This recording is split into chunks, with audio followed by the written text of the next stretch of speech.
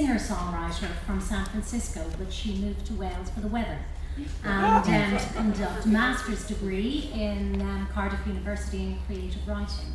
Tonight she's going to read a poem and a short extract from her novel in progress, Nightbirds. Can you please welcome Tamar Zak-Collins to the stage?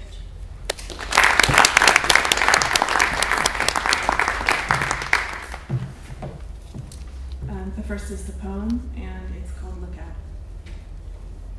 You and I, we are exactly what finds purpose in the night. All Bronski beat synth exclamation points and expectation.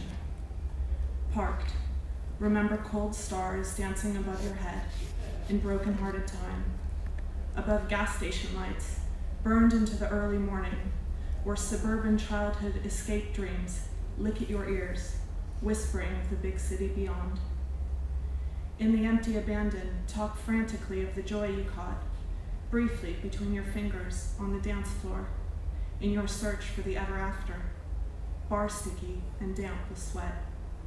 And blinding now, as streamlined and illuminated eyes soar in memory across the lit spine of San Francisco, the Market Street night, stretching in an endless neon glow, where nothing is expected and no one waits for your return. Because you and I, we are exactly what finds purpose in the night. All empty black highways, broken lines stretching towards infinity, the great continental dream. God grant us our self-proclaimed anthems, the dusted yellow light of possibility, born of smoking cigarettes and ticking away time on the fire escapes of your childhood daydreams, as your brain quiets and hums the great soul song of the city, finding purpose in the roll and hiss of solitude. While safe now, inside, you find yourself suddenly gaining ground in the realization of transcendental dreams, playing out inside your city mountaintop temple, shaped of sleek steel and dashboard lights, as through the window you witness TV tower crosses, braced red and white, suspended in the distance to receive your prayers, eternal in the fleeting hours before the sun. Because you and I, you know, we are exactly what finds purpose in the night, like past lives, reloved in memory, all Bronski beat synth exclamation points and expectation.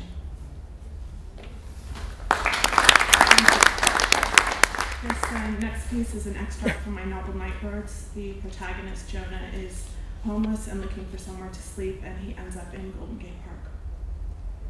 As I made my way down into the park, somewhere, buried there beneath the deep darkness of the night, I could hear the faint clink of glass and smell the sour stench of liquor and unwashed bodies, mixing up with the thick foresty scent of leaves and grass and dirt. I kept my bag tight in my hand, straining my eyes to see as I made my way deeper down inside of the place. There seemed to be more of them than I remembered, and I was conscious of it as I moved. The tangled stretch of a body curled there beneath the shrubs, and the low hum of voices carried out in the breeze from a cluster of trees. I must have walked over a mile into the center, my neck rigid and tingling every time I heard a twig snap or something stir in the bushes around me. At one point, I passed an entire camp of them, with a fire burning in the center, and what must have been at least a half a dozen of them spread out there around it, squatting alongside the pieces of trash and broken bits of furniture, smoking stub ends of cigarettes, and talking in low voices laced with liquor and night, and the feeling of aimless freedom I was coming to realize could only exist for people who didn't belong to anybody or anywhere. I walked on. The deeper I went into the park, the further I seemed to go from myself, as if every step was marking my disappearance further into this thing I just couldn't understand. The memories and the sense of where I'd come from fading away into the darkness behind me, so that when I eventually did sleep that night, I woke up 3 times not knowing what was real anymore. Whether the past as I remembered it had actually happened, or if maybe it was the park, whispering there around me, that was the actual dream. Each time it happened, I bolted up in my sleeping bag and shook my head and punched my arm and tried to make myself come to again. I blinked and swore and tried to find my way back to Port Blue and my old bedroom in the garage, fishing on the pier, and the 2 of us driving that way in the old truck with the radio on.